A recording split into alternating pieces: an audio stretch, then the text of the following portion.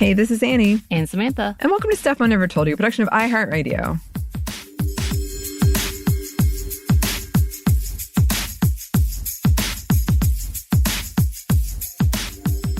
And welcome to another edition of Happy Hour.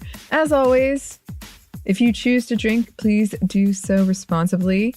Are you sipping on anything, Samantha? I'm keeping it to a diet soda. Because you've had issues. Water issues. Yes, it's a true story. Right now, our water is off. DeKalb County is not doing well. That's all I'm going to say. Oh, no. Oh, no is correct. No. Well, today is Halloween as we record this. It'll be after Halloween as you hear it. But I am drinking cider. Oh, nice. Yes. I'm trying to get in the mood. I've watched a lot of horror movies already. I got my pumpkin carved. Well, it is very dark outside right now during afternoon times, as well as cold. We're about to get a freeze warning. I know. My phone, it's pretty menacing when you wake up and you see that little hazard sign and you're like, whoa, wait. You're like, oh no, it's happening. Yes, it's happening, which is actually kind of a fitting segue into what I wanted to talk about. So originally I had a different topic to talk about today for the happy hour. It was going to be an unhappy hour. That's going to be the Monday Mini, so you can look out for it. Unhappy Monday. Unhappy Monday. I think a lot of you will find it, maybe not unhappy, illuminating. But we decided to move it because it was more research than we normally do for these. So what I wanted to talk about, it's sort of a grab bag, which I think is a fit for Halloween. It's a trick-or-treating bag. Yeah, like a trick-or-treating bag. But one of the things I've been meaning to talk about for a while is something that my therapist calls catastrophizing, which I do a lot and I feel like fits in with Halloween. But that's essentially when you like immediately assume the worst thing has happened. Like whatever it is, the worst thing has happened. So today, like you kind of emailed later than you would normally email. And I was like, something terrible has happened to Samantha and I don't know what it is, but I know that I'm catastrophizing. So I try not to project that on you and be like, are you okay? I haven't heard from you. I love that. Yeah. But it I literally like, I know it's sort of a joke with especially younger people, younger generations. If I get a phone call, I assume someone has died. Like it is the worst thing that it just happens in my head, which is funny because I feel like I'm a really optimistic person actually. But I do always have in the back of my head, like, oh, it could be this, it could be this.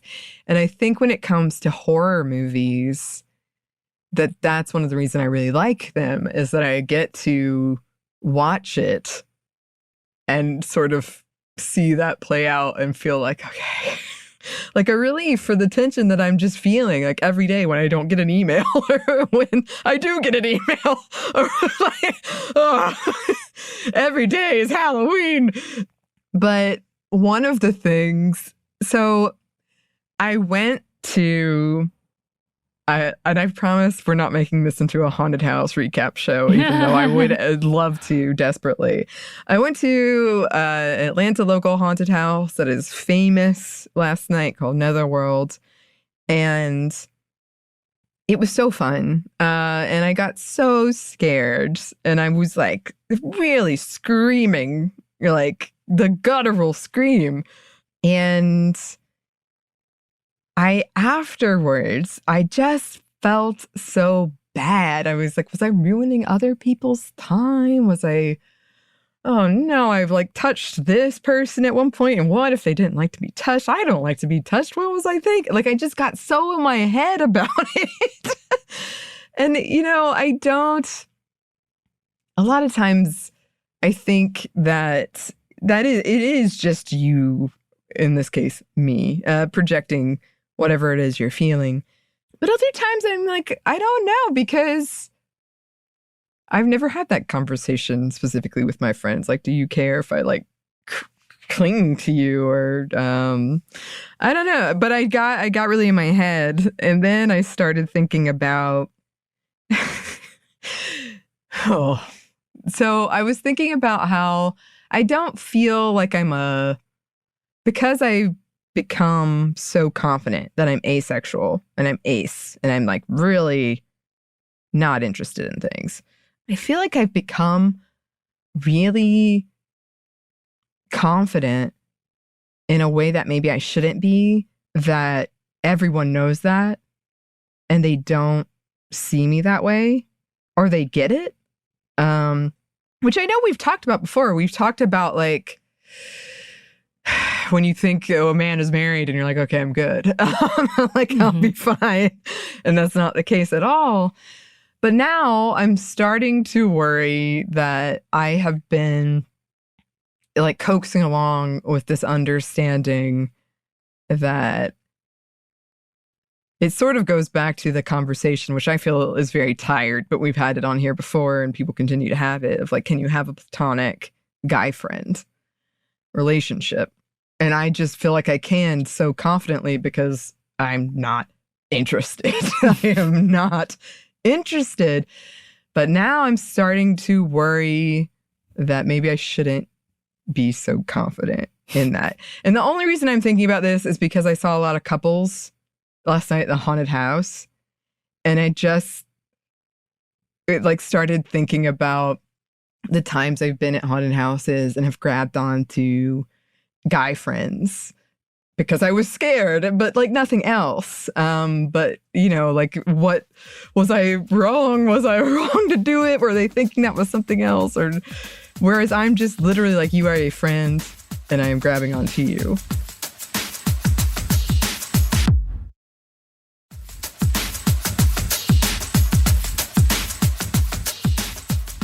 So I don't know. I also, embarrassing to admit, but my fan fiction, a much reviewed fan fiction, thank you, is coming to an end, and there is romance in it.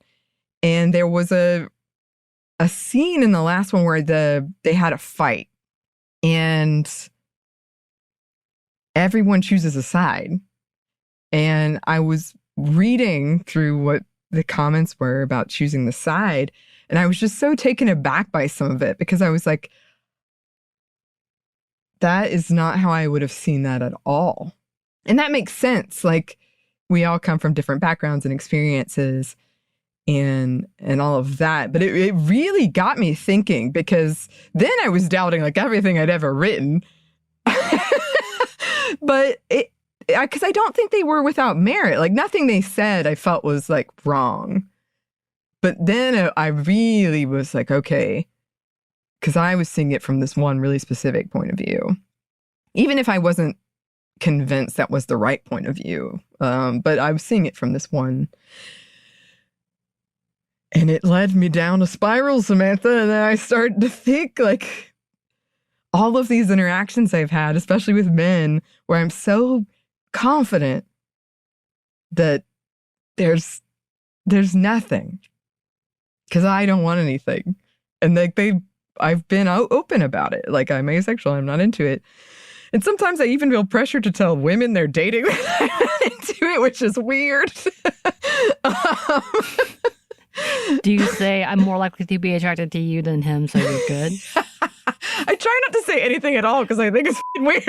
I mean, that is odd. I'm like, I don't know. I think it made me feel, I think what I'm having is anxiety, to be honest. Yeah. But it made me feel like I was questioning things that I've just taken for granted that we all know this, right? Like, this is good, this is cool. And despite evidence where I've seen that that's not the case, and episodes we've done where I've read messages where I know that's not the case, I'm just, I feel like I'm doubting a lot more stuff that I used to be much more confident in. I used to be much more like, okay, we're good. And maybe we are. It's just the doubt. Mm-hmm. It's the doubt that's getting me. And I feel like it's impacting some of my relationships right now because I'm being very like almost cagey. Like, okay, what do you mean? What do you know? Do you want to hang out or do you not want to hang out? I'm good. We don't need to hang out. Like, I'm being very What is it you want out of this? Which is not a good way to think about hanging out with people. Right. Which is, scary Halloween thoughts.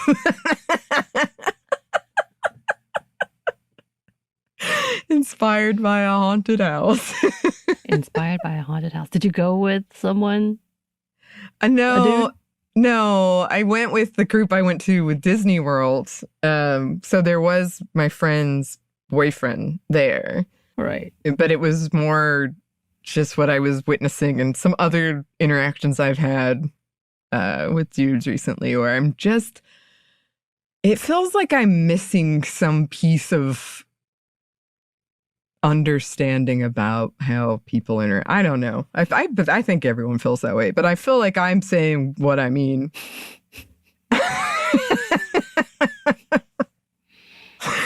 But it's being interpreted as something else. And I thought that when I had become more open about being asexual, that maybe that wouldn't be the case with friends, not with strangers. And I want to stress this. I don't have a specific, I feel like I'm just doubting myself. There's just insecurity, anxiety, and doubt. I don't have a specific instance where this happens, but I just started to think when I was reading these fan fiction comments and when I was at this horrid haunted house, I was like, I'm not seeing the world the same way they're seeing it. I'm not seeing it the same. And I think that was I've always known that, but I feel like I needed to have that moment in the kind of asexual lens. I'm like, okay, I'm really not seeing this like you're seeing this. And continue to move forward and learn from that and hopefully not stress out about it so much. I do, honestly, reading these fan fiction comments, Samantha, people have such different opinions. And that's I guess maybe that's the thing. It's like, I don't know what to make of it. Though, like, fan fiction begin with, and I say this with love, it began because they wanted an alternative to what was actually there. And they disagreed with the origins. So therefore, they had to create their own narrative. Mm-hmm. So if that's the case, the very high likelihood that they also don't like the narrative done by someone else, even though it's maybe closer to their perspective, is going to be pretty high. So I think that's going to be a problem. Well, no one said they don't like it. It's just that they pick a person and they're like, he was right, they were wrong. Which it makes sense. That's like the shipping part. That's the team this or team that. And I none of them have been mean or anything like that. I was just surprised at some of their takes on, oh, he was being manipulative, or oh, they were doing this, or which is, and almost all of them, I kind of love this, even though sometimes it hurts because I'm like, oh no, what if I'm internalized this bad behavior? Almost all of them are very positive isn't the right word, but they're talking about a healthy relationship. They're picking apart unhealthy habits. Mm-hmm. And then I'm like, well, oh no. Do I have this unhealthy habit? And we all have those, but it's really interesting because sometimes I'll be like, yeah, you're right, commenter. I messed up, you're right. And then I'll read another comment on the other side and I'm like, oh no, I gotta go back to the drawing board. This is the problem with instant feedback. It's true. That's it calls for too much insecurities and call outs. They're like, oh my God, maybe. Because then, it's your perspective. And then when someone else gives you a different perspective, you're like, oh, and if it's not necessary, if it's not a call out for the better, in humanity, it's going to be okay. Yeah. I mean, Luke's going to be fine. Luke's going to be fine. Probably not with your world, but I mean, like, in essence. No, but again, like, nobody's said anything. It's more me. Like, I feel like I'm lost at sea. I feel so. I just feel more confident than ever that I don't know what the hell a relationship looks like. I mean, at least you got confidence in that. That's a point. A win's a win. A win is a win. Okay, confidence there. All right, great. That's one. That's one. We're clapping for that one.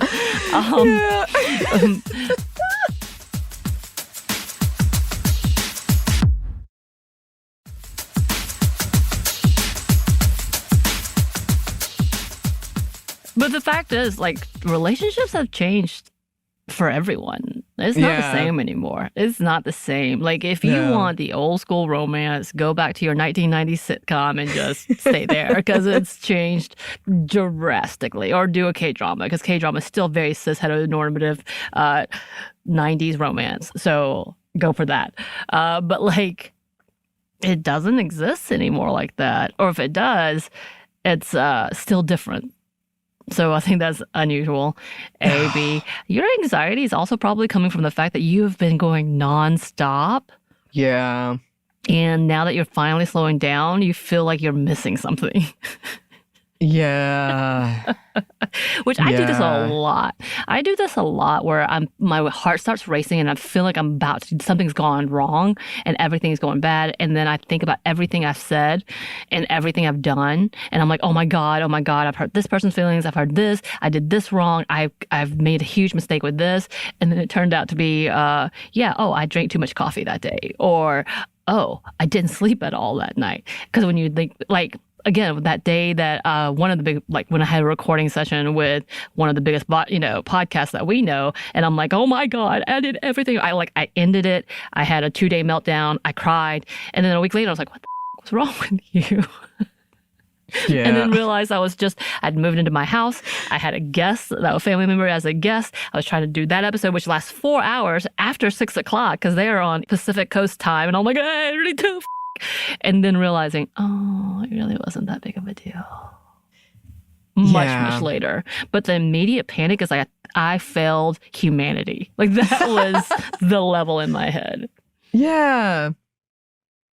Yeah. I mean, it is me. Like I am stressed and I am worked up. I feel to the core. And I there is no one or nothing has happened. No one has done anything. Those comments were nice. Like you put in your head. I think I just feel really like, I don't know, like I don't have the ground beneath me is moving or something. Right. And I had such a good time at this haunted house. And I think that, again, going back to what we were talking about, I love that I can be big. Like I can do my guttural scream and jump and do all this stuff. But there's a reason why I feel like I can't do that generally is because I feel like I'm being too big or I'm taking too much attention. Right. So I just like got my head about it. I had a great time. I love such a good time. I'm sure they had a great time too. I know. And that's the thing is I feel bad like even admitting this because it's like then maybe they'll feel bad. But I'm like, I had nothing to do with you. It's just me. So I'm gonna watch more horror movies. Like we need to have an in-depth look about anxiety. One of it is actually like physical.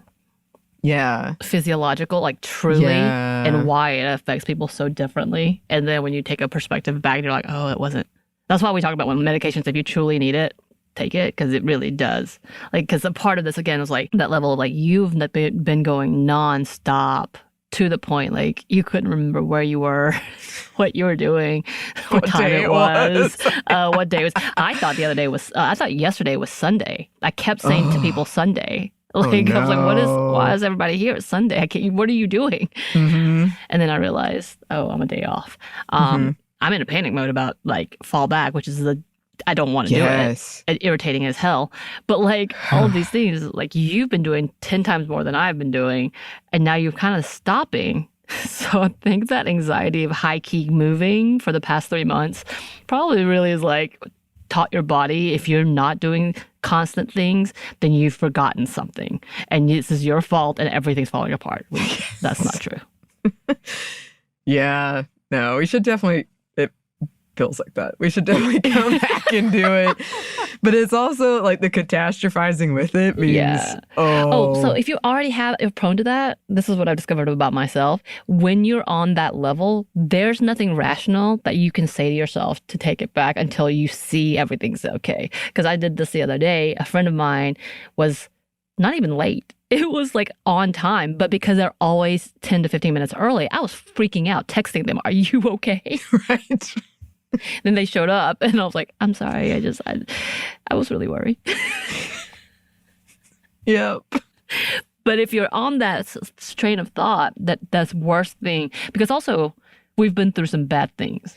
Yeah. So we're kind of trained / traumatized to that level that something is bad wrong when it's off kilter. Mm-hmm. Yeah. It makes sense. I get why we both feel those things. I get it. But it is so frustrating when, like, literally it could just be the smallest thing. And I think, oh, they've died or they hate me and they never want to talk to me again. They're so mad at me. Happy Halloween from Anney and Samantha's Anxiety Corner. We're not paranoid. What are we talking about? What? What'd you hear? Who said what? Who told you that? Horror movies are helping me. I swear. Right. Right. Oh, okay. I'm gonna try to relax. There we go. I'm gonna try to relax. My cider, my pumpkin. Cheers. And thank you for listening to my very messy thoughts about this. Enjoyed it. Yeah. I'm clearly still processing some things. Well, listeners, we always love hearing from you.